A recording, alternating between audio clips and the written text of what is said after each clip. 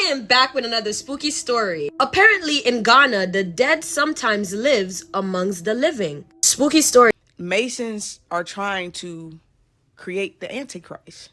And he said, do something with it. It's just money coming to me easily. Money coming in and needing me. Money coming in repeatedly. Money coming, it's just money coming. It's just money coming to me frequently. Money coming in to be with me. Money coming in secretly. Money coming, it's just money coming. It's just money coming to me easily. Money coming in and all day. Money coming in repeatedly. Money coming, it's just money coming. Hey y'all, welcome back to All Things Jenny. I'm Jenny and welcome to another episode of Spooky Stories. I am back with another spooky story. Apparently in Ghana, the dead sometimes lives amongst the living. Spooky story time. You might not want to watch this one at night. So the person who submitted the story from Ghana, we're gonna call her P. This is something that P's mother witnessed when she was just a teenager. So P says that her mother goes for hawking every day after school due to their financial problems. She uses the word hawking, but I don't know if she means working. She says her mother was a very hardworking and fearless girl. She said her mother was that girl. She went to both places where she was allowed to go and even the places that she was not allowed to be in. So there was this one particular market where her mother would, in her hawking, she would take a rest, and it was by this woman who sells avocados, as I like to call them, avocados. There were rumors that there were ghosts selling amongst them in that market. And they were not just ghosts that come and go in the night. No, they fully lived on during the day and blended with the living.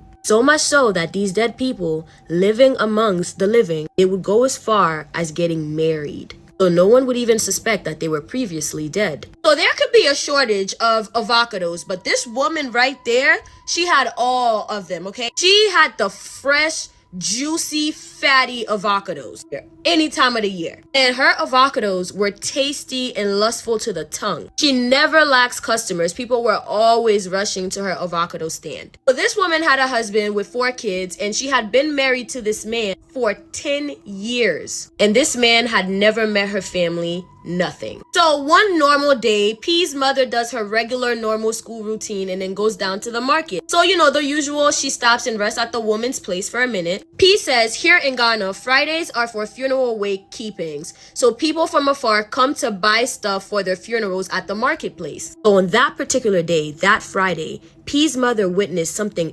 absolutely horrifying. What she saw was definitely not in her bingo cards that year. So her mom was helping this woman sell her avocados because she could see in front of her there was this large crowd of people, and this poor woman was getting overwhelmed selling all the avocados by herself. So as P's mother is helping her sell the avocados, these 3 women approached the stand. So these 3 women actually came to the marketplace to buy some stuff for a funeral, but they winded up getting attracted by the crowd of people rushing to this one particular avocado stand. So these 3 women waited their turn behind the crowd, and when they approached the table, they saw the woman selling the avocado. And boy, I don't think that was in anybody's bingo cards that year, because the woman selling the avocados was someone they knew from their village, the village that they just came from. And when they mentioned her name in front of everybody, the 3 women and the mother and anybody else who was there, the avocado woman literally vanishes into thin air. She left everything behind.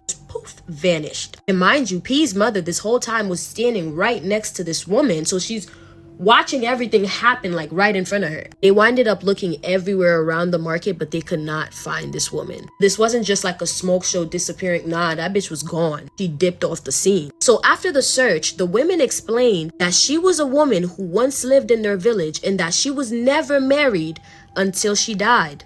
So yes, that woman selling the avocados this whole time was a dead woman. Now word gets back to the husband, and y'all, he did not take it well. He literally ran mad. 2 of her kids ended up dying of unknown reasons. Now y'all remember she had 4 children, right? 2 of them died of unknown reasons, and 1 of them drowned at a beach. And finally, the last one, who was often prayed for, had mental issues, who was constantly losing her mind and going mad. Now P's mother, on the other hand, was a helper to this dead woman, and she's been around her for a pretty long time. Her mother winded up having severe measles, who she says if it was not for the interference of God, she would have been dead by now. Her mother was saved by nothing but prayers. When they dug deep into the history of the dead woman, they found out her motive. And her motive was dark and twisted, to say the least. Because her plan was to destroy and unalive anyone who got close to her, or anyone who loved her for that fact. So we left Nigeria and now we're in Ghana, and Ghana was definitely a lot of fun. Before we leave Ghana, I want to tell one more story from Ghana. So if you have any stories from out there, be sure to submit them to me via either my TikTok DMs or Instagram DMs. I will be telling one more story from Ghana before we head to the next country in Africa. Where would you guys like me to head next? I'm thinking about South Africa next. I haven't seen those girlies in a minute. If you guys really support and love me, make sure you leave a comment, share my video, subscribe to my YouTube channel, and follow me on Instagram just so that I know that it's real. Duh. I still haven't made it to 4,000 followers yet on Instagram. Is it not real? I love you, my abducted humans. Thank you guys so much for watching this video from your favorite Haitian homegirl. Can I tell you a very scary story? This story is from a while ago. It is paranormal, I think. So if that's something that doesn't interest you, because of religious reasons or whatever, that's okay. You can swipe away. If it's the middle of the night and you're terrified, just go ahead and click the save button on whatever side of the screen that it's on and just watch it when it's daylight. Everything I'm about to tell you is true. It happened to me, or maybe in my head, but regardless, this is a reality that happened in the city of Los Angeles. So I was young, I think 21 years old, and I wanted to move to Los Angeles to start my career in interior design. And my tia had a friend that had a 2-bedroom apartment with 1 bedroom that was currently empty, and she needed a roommate. And I said, I'm all for it. And I moved into this beautiful 2-bedroom, 2-bath, historic apartment in Los Feliz. And it's not the best area, but the rent was like $900. I had my own bathroom. I had a parking spot. There was a gym. There was in-building laundry. Like, it was a dream situation for a 22-year-old. My tia's friend, my roommate, we'll call her A, she was very sweet and nice and so welcoming to me moving into her home and being out on my own for the first time. So I was really riding high in this situation, and I had just gotten out of a really bad relationship, so there was a lot of negativity that I was kind of running away from. But all in all, I felt like good things were coming for me. And I was wrong. Very, very wrong. Living in Los Angeles was the worst time in my life. And yes, it's because it's expensive and the people are kind of shitty sometimes, but also it's because I was being harassed, plagued, haunted, I don't know what you want to call it, by something that sometimes looked like me and sometimes looked like other people I cared about. So I used to practice witchcraft. I know, red flag there. Did I know what I was doing? Probably not. Do I remember anything? Not really. But I did, you know, cast spells or do ceremonies. I honestly blocked this period of my life out. But I did do those things. Okay, so this is when it started. I was bored and lonely. I had just gotten out of that bad relationship and I wanted a boyfriend, and dating in Los Angeles is hard. And I decided to do a little love ritual, calling on some deities. And did I know what I was doing? Absolutely the fuck not. So I had just done a spell to invite a man into my life, or that was my intention at least.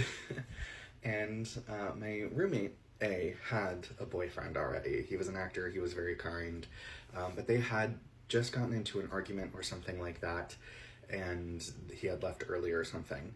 I don't quite remember the details on that fight, as this was years ago.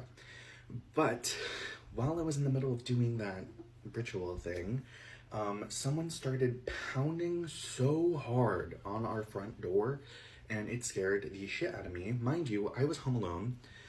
We had no pets, and I was doing something that I didn't really understand, and yeah, I was terrified. So I make my way down the hallway to get to the front door, and I look through the peephole, and of course, our hall light or door light was off. It wasn't working, but all the other lights in the hall were working. And all I could see was the backlit like outline of a man holding, it looked like a bouquet of flowers or something. And I was scared. And I said, "Who is it?" And they didn't answer me. And I just felt like I was stuck in this trance, like just watching them. And I was scared. And I texted my roommate and I was like, "Hey, did your boyfriend come by and try to give you flowers, or is he here right now?" And there's no answer, obviously. And I just, thought I was freaking myself out of my head. Again, zero survival instincts, if we can remember. I love opening my door to people. And I opened my front door. And I had just been looking through the people, and the thing was there. And I opened the door, and all of a sudden, they were gone. There was nothing there, and my hall light was on. So I don't know what that was about, but it terrified me. And I closed the door, and I locked it. And boy, that's when everything fucking started. A few days go by. I forgot about it. I think it was just me being paranoid, whatever. And my roommate A and I work two totally opposite schedules. I worked as an interior designer in West Los Angeles, so that was probably about an hour, maybe 45 minutes away. And she worked as a waitress, so she mostly worked night shifts. Leo, no barking. So we were never really home at the same time. It was very rare. We were usually passing each other. So I was home alone a lot. One day I had just gotten home from work, and I opened the door, and to the right of my door opening was our kitchen. It was just a galley style kitchen. And I saw my roommate standing there cooking something. She was standing in front of a stove, and I had walked around and tried talking to her. I didn't expect her to be home. I said, "Hi, how are you?" No answer. I kind of stood there, waited. She wasn't moving, wasn't cooking or anything. She was just standing there staring at the wall above the stove. And I was like, okay, maybe she has a weird day or something. And I went to the bathroom, and I came back out to try to talk to her again, and she wasn't there. And I went and poked my head into her room. The door was open. She was not there. So I sent her a text and said, "Hey, where'd you go? You were just here." And she said that she had been at work for hours at that point already. Very creepy. A few more days or weeks go by, I'm not exactly sure. And it was a Sunday morning, and I was in bed, and my bedroom door was open. I had just woken up, and I looked from my bed. You could see down the hall into the living room. And I looked down the hall, and my roommate was sitting on the sofa meditating, sitting crisscrossed, and that was a normal thing that she did. And I thought, great, I need to pee, and the bathroom is right there, and I don't want to disturb her. So I got up really quietly, trying not to disturb her practice. I don't know what she was doing, and I went to the bathroom, and then when I came out of the bathroom and I looked, she was gone. And when I came out of the bathroom, she was gone. Again, I texted her and said, "Hey, where'd you go? Please tell me you're here. I don't want to be fucking crazy." And she texted me back saying that she was actually working the brunch shift and she was not there. So that was fantastic. I had seen her a second time doing something that she would normally do, but she didn't talk to me, she didn't acknowledge me. It was just her person, her shape, just being there. I hadn't seen her shape again, and A moved out to a nice condo with their boyfriend, and I wanted to get a new apartment because I couldn't afford that apartment on my own. So I got a studio apartment in Brentwood, which is where I worked as an interior designer. Now this is when things get absolutely worse. So I couldn't afford much. So it was a studio apartment. It was all one room. It didn't even really have a kitchen. There was no kitchen sink. There was no oven. And I couldn't have the microwave and my coffee maker going at the same time. Otherwise it would blow the breaker. But it was mine nonetheless, and it was my space. However, there was this weird space. You opened the door and you were in a hallway, and there was another door to your right when you walked in that led into someone else's unit, but it was locked and there was no door handle. Creepy as it is. And there was no door to get into my actual space. I had a front door, but there was no other door in that doorway, if you know what I'm saying. Sorry. Well, in that little doorway area, something decided that it was a good idea to start playing peekaboo with me. Just a black mass standing there, going around the corner like this. Here, I'll show you what that looks like.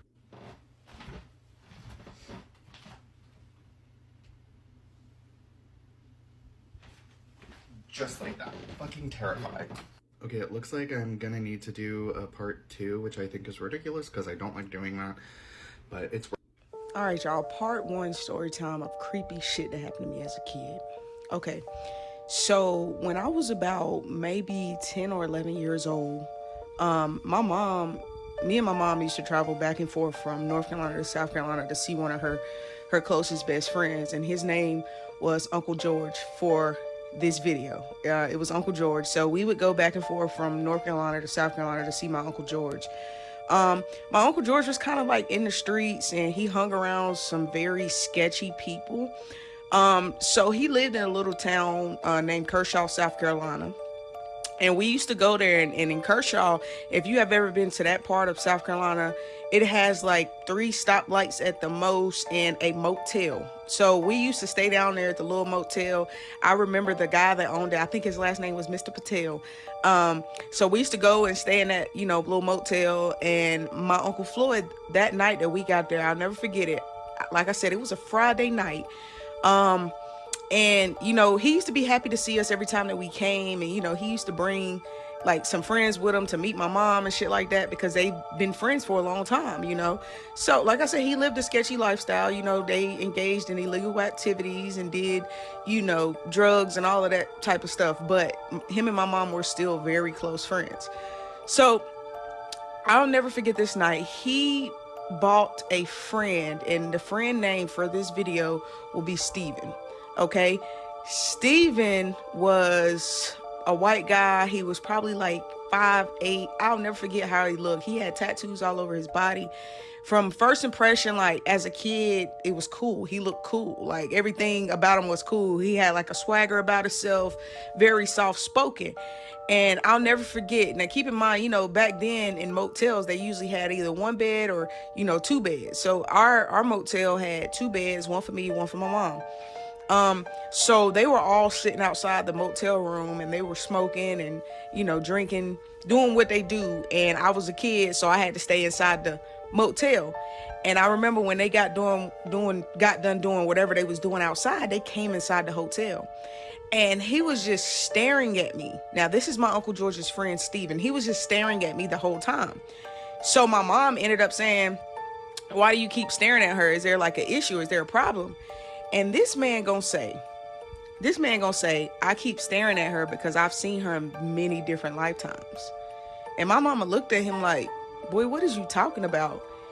And he started going into detail about his family being Masons and how he was like a 32nd degree Mason, and his dad was like a 33-degree Mason master at, some Masonic lodge. So at this point, my mom got very curious, because my mom was very spiritual. She was very tapped in with herself as well. She seen stuff, she knew stuff that she shouldn't know. Like, she was very tapped in with herself. So at this point, my mom got curious. So she said, "Tell me more." And he said, "Well, long story short is Masons are trying to create the Antichrist." And he said, "If I tell people this, they think I'm crazy. They think I'm crazy." He said, "That's why I do drugs, to stop the thoughts." And she was like, "What thoughts are you having?" And he said, "I hear stuff. I see stuff. I know stuff that I'm not supposed to know." And then she was like, "Well, how do you know stuff that you're not supposed to know if you're a Mason? Like, I'm not understanding what you're saying." He was like, "I unlocked so much knowledge when I agreed to go up the ranks in Masonry." So we was all like, and keep in mind, I'm a kid, so I'm just looking like, at this point, like, what's really going on? So he started explaining that when he got sworn in as a 32-degree Mason, that he sold his soul to the devil. And when he sold his soul to the devil, he started getting downloads immediately about stuff that he should not know. So I remember, like, my mom was like, oh yeah, nah, we not doing that, because we black and we don't play that shit. Sold your soul to who, what, when, where? So my uncle was like, at this point, my Uncle George was like, hey, I'm interested, man, keep talking, like what you got going on? Like, I ain't know nothing about none of this. And he was like, it's something about your little girl. He was like, I've seen her in plenty lifetimes. She has a old ancient soul. And he looked me in my face and he told me, he said, in the years to come, everything about you is going to be unlocked. Your powers is going to be unlocked. You're going to be able to know stuff, see stuff. He said you will be able to see beyond the galaxies. He said you'll be able to shift time. You'll be able to travel different dimensions. You'll be able to do everything that we're looking for. And one day they're going to come and look for you. So make sure you're ready. At this point, my mom's getting nervous. Like, ain't nobody coming to look for my fucking child. Like, what you got going on? So he continues to go on and talk. And he said, you have a more masculine energy about yourself than feminine energy. He said, don't be afraid of it. Embrace yourself. Become who you're becoming. But he said, your people are going to have to protect you with everything they love. He said, because the older you get, the wiser you're going to get, and the more you're going to know, and the more you're going to see, and the more they're going to come after you. He said, you have a glow about yourself that's almost outer worldly. And I'm just looking at him like, the fuck is he talking about? But the funny thing about everything, like, my whole life, I've always, like, had lucid dreams. I've always been able to, like, travel in my dreams. Like, it's weird as fuck. Like, I used to be afraid to sleep by myself because I would see stuff in my dreams that seemed so real, and I would wake up crying, or I would always experience sleep paralysis as a kid. Like, as a little kid, I couldn't move when I was sleeping, and it scared me because I used to feel like something was in the room with me, something was watching me. I couldn't wake up. And I remember I used to think positive and start praying, and I would bring myself out of it as a kid. And so I started thinking about all of this shit that I was experiencing. My mom knew what I would experience, so she was just kind of just sitting there, just staring off into space. So he basically told me that I had been here, like, I had been here plenty of times in my life. And every time that I come back, I don't complete what I'm supposed to complete. So I keep coming back. And he said, there's going to be a time that there's going to be a spiritual war against dark and light. And I'm going to be on the light side, and I'm going to play a significant role. And literally, that's all he said. And the last thing he said before he walked out, because at that point, my mom was just telling my Uncle George to get him and they need to leave, because she was creeped out. Like, boy, what are you talking about? And he looked at me and he said, when the time come, you'll know when you're ready. He said, trust yourself, believe yourself. And I'm just still looking at him like, as a 10-year-old kid, like, what is he talking about? Y'all, tell me why 2 weeks later, this man unalived himself. He unalived himself 2 weeks later. And I remember my Uncle George calling my mom on the phone, telling her, that he had unalived himself, and he had left a note. And his note said a whole bunch of stuff about him selling his soul and how he couldn't stop the voices, and to protect that girl, because all he keeps seeing is what's to come, and they're gonna come for her. Protect that girl. Y'all, I've thought about that shit every day of my life. Even nowadays, like, I think about what this man said to me, and the fact that he unalived himself based off what he was seeing and what he was feeling. Like, it was just so fucking weird. But y'all let me know what y'all think about this. And I don't really know anything about Freemasons. I've never, like, done a deep dive on Freemasonry and nothing they got going on, because it's never really concerned me. And once I heard that, I was kind of creeped out and wanted to stay away from it, because all knowledge ain't good knowledge. But y'all let me know what y'all think in the comments. And let me know if y'all want the rest of the parts for creepy shit that happened to me when I was a kid. Because so much weird shit happened to me growing up that some people might think that I'm lying, or some people might think that I'm making it up. But I'm dead ass serious. Like, let me know if y'all want part 2, 3, 4, 5, 6, 7, 8, 9, 10 of creepy shit that happened to me as a kid, y'all. So if y'all watched part 1 of creepy shit that happened to me as a kid, here's part 2. So about a year after that incident happened, I began to have really, really vivid dreams. Like, I was already having vivid dreams and, lucid dreaming. And I had very bad sleep paralysis growing up. And I honestly experienced it really bad a couple of years ago before my mom passed away. But that's another story for another day. So I started having these repeating dreams of this man with a cowboy hat on. He always had a cowboy hat, a white cowboy hat with white cowboy boots. He had jeans and like a flannel shirt. And he would show up in my dreams, and he would always talk to me in my dreams, but I could not understand what he was saying because there was nothing coming out of his mouth, but I could understand what he was saying. Like, it was almost like he was speaking to my mind and my mind was speaking to his. So it was like we was communicating in some other way. It was very fucking weird. So I had these dreams for like 3 months straight. And I remember I used to wake up and tell my mom, and she used to say that he was trying to tell me something and I needed to listen, because as I mentioned, my mom was very spiritual as well. And she, always believed that dreams tell you something, that when you dream, you enter another dimension. So you have to listen to what your dreams are saying, especially when you wake up and remember them. So one night we were going back home, and home at that point, we were staying in a homeless shelter because we fell on bad times and my mom still did what she had to do for us to get to where we needed to be, So we stopped at a bank, and my dad had sent child support money. So she was going to the bank to pull out the child support money that my dad had sent us. And I remember that there was a man standing on the corner, and he had a white cowboy hat and he had white boots on. And I'll never forget, because my mom noticed the man first. And she pointed it out and was like, there's like this awkward man just standing on the corner looking at us. And we were sitting at the ATM. And I remember we looked over at this man, y'all, and we got ready to pull off. He was gone.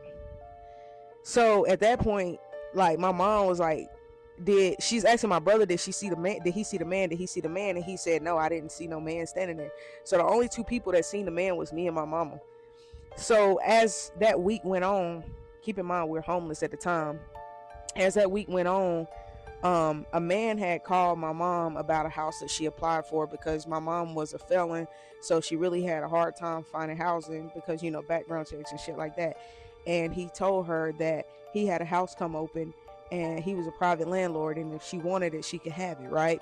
So when we got there, this man had a picture sitting on his desk of another man standing beside him with a white cowboy hat on. So my mom looked at the picture and was like, who is this man? And he was like, that's my uncle. He passed away like 10 years ago. And then she was like, interesting. So we ended up getting a house, and we ended up moving in the house. And when we moved in this house, y'all, when I say that my dreams amplified 1,000 fucking times, it was so fucking crazy. Like, I would dream this man every single night, repeatedly, different dreams, but he was always in the dream every single night. But every time he was in the dream, it was like he was trying to tell me something. It was never anything bad. I wasn't scared of him. It was just kind of like he was trying to relay a message to me in a sense. But the more the dreams happened, I would wake up and not remember like what he said to me. So fast forward, probably about 8 months to 9 months later, one of my mom's close family friends, he passed away. We ended up going to the funeral, and when we got to the funeral, we were on the way back home that night, and we was going down a long dark road, and we got to a corner in a city, and it was dark. Like, it was the middle of the night because we were going back home, and we lived like almost 2 hours away, so we were going home and it was dark. And we seen the man with the cowboy hat and the boots walking across the street. So my mom was like, I'm gonna stop him. I'm gonna turn the car around and stop him, because we were at the stoplight and he walked across the street. So she tried to turn the car around. Y'all, tell me why when she turned the car around, he was gone. Like, this man, it's like he would disappear in thin fucking air. Then, like, he would just disappear. So we get back to the house, and I remember my mom called one of her close friends, and she was like a medium. So she could really like tell us stuff that we didn't really understand. God rest her soul, by the way. She passed away a couple of years ago. So she would tell us stuff, and she told us that this man wasn't coming. He wasn't showing himself to harm us or to scare us, that he would only show up in our life when bad stuff was about to happen, to warn us what was to come. And since the night that my mom called her medium friend, y'all, I haven't saw this man since, and I've always wondered what it was he really wanted to say and what it was he was really trying to relay. If y'all have any idea, like if y'all had any similar experiences with, people contacting you from the other side or having repeating dreams, and somehow I don't know how this man even attached himself to me or what he was trying to say to me. I don't even know where he came from. It was just like, I don't know. It was like we had this weird attachment though. Like he knew me. Like he knew me and I knew him. I just don't know where I knew him from. But if y'all know anything or anything similar has happened to y'all, please let me know in the comments, because still to this day, I'm still wondering about this man. And the craziest part about it, my mom passed away in 2020, August the 8th, 8/8/2020. My mom passed away, and she was one of the most intuitive people that I've ever known in my life. And 2 weeks before my mom passed away, I seen this man in my dream. I seen this man in my dream, and it was almost like deja vu. Like I was seeing him all over again. He was trying to tell me something. And 2 weeks later, my mom passed away. So I don't know if he comes in times of, pain and distress and try to warn me, or if he tries to comfort me. I don't know, y'all. It's weird, but that's my part 2 story time. Like and comment for part 3. I got a lot more shit to tell y'all, and I'm gonna tell y'all in chronological order of everything that happened to me from the age that I was about 10 years old all the way up to my adulthood now. Comment and like on the video and let me know what y'all think about this story, y'all. Peace and blessings. Okay, y'all, part 3 of creepy shit that happened to me when I was a kid. So, a lot of people don't consider North and South Carolina the South, but it is very much the South. It is very much the South, but that's neither here nor there. I was raised most of my life in South Carolina, and in South Carolina, the black people have a reputation of working roots. And for you that don't know what working roots is, it is hoodoo. It is a form of hoodoo, or people call it hoodoo. There's different variations and different understandings from different cultures. But in the black community, yes, a lot of the elders in the community work roots. They do hoodoo. And I was raised on hoodoo. I was raised in spirituality. I was raised to respect my ancestors. I was raised to do all of this shit. So when I'm explaining these videos, don't ever get it twisted for one moment that I'm not spiritual and I don't know anything about my lineage, my ancestors, and tapping in. I don't need nobody to convert me to Jesus and turn back and do all that. If you do your history and you go through history, you would know that black people was forced into Christianity, but that's a topic for another day. You know what I'm saying? This is my story. If you don't want to listen to my story, keep swiping. It's simple as that. Anywho, my mom had a longtime friend.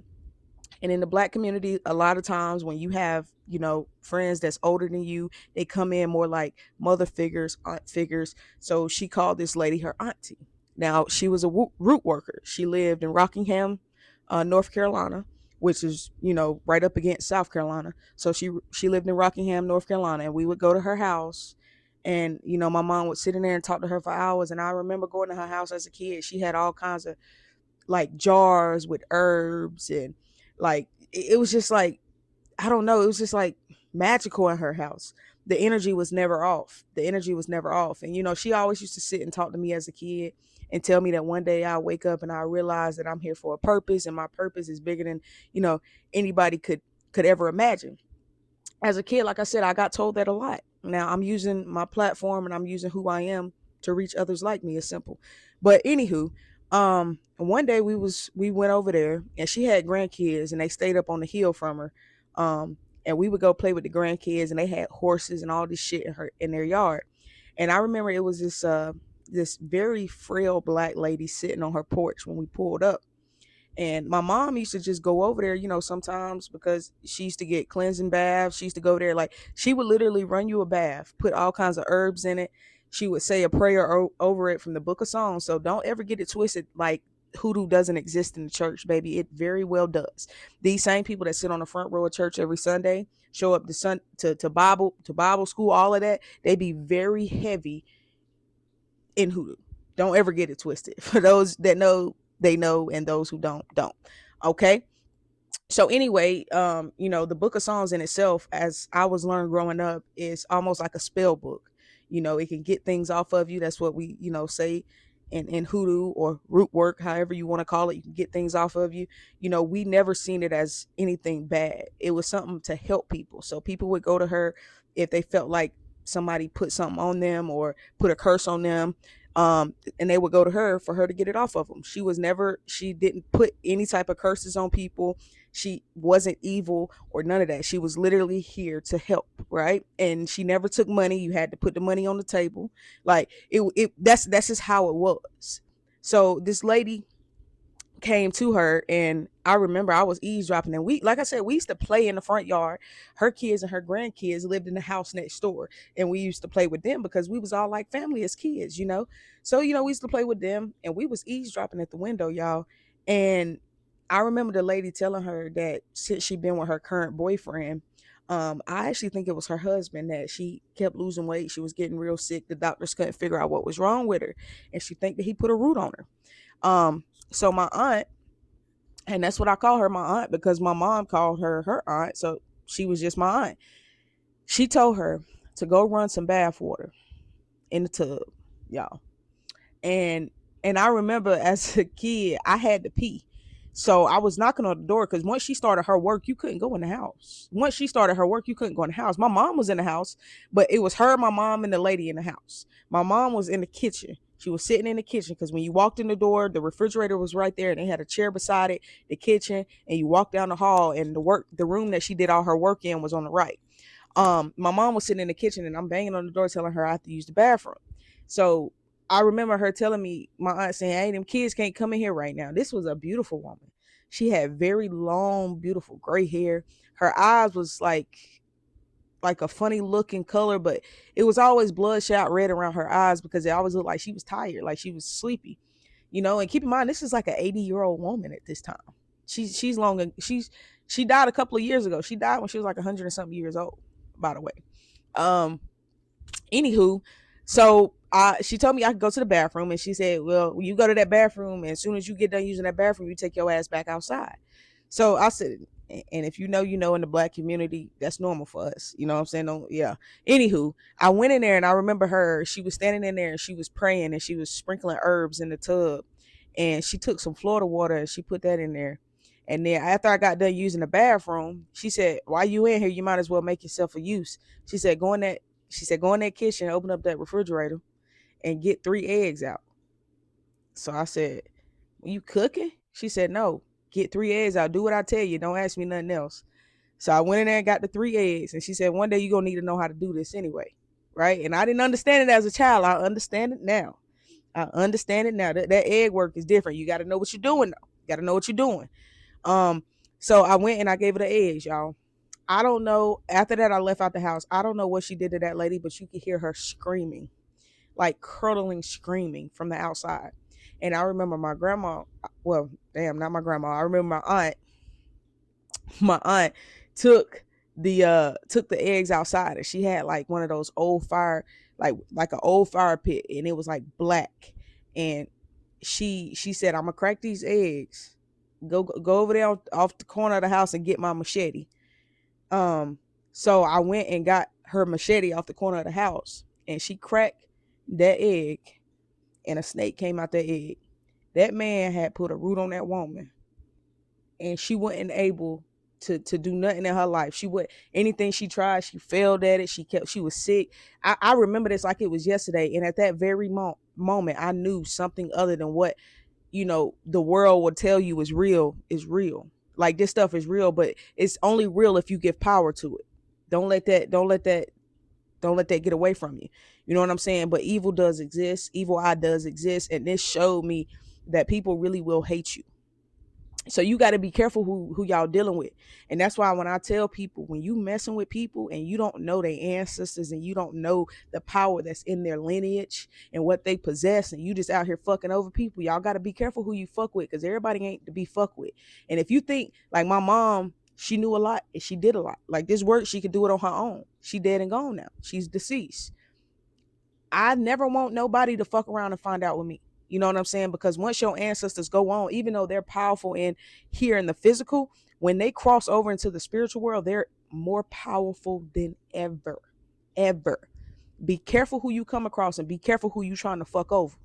Everybody don't need y'all advice. Some people already know. They just not afraid to share their story. Peace and love. Come back for part 4. If y'all want part 4, I can keep going on these series. Listen, the South is a different type of place. And like I said, if you don't consider North and South Carolina the South, that's your own opinion. I grew up here. I know that I got taught some traditions that's not taught up north, that other people don't even know about, that they don't even know exists. So if y'all want part 4 and y'all want me to keep on going with the series, like, comment on the video. And yeah, we can keep this going, y'all. Peace and love.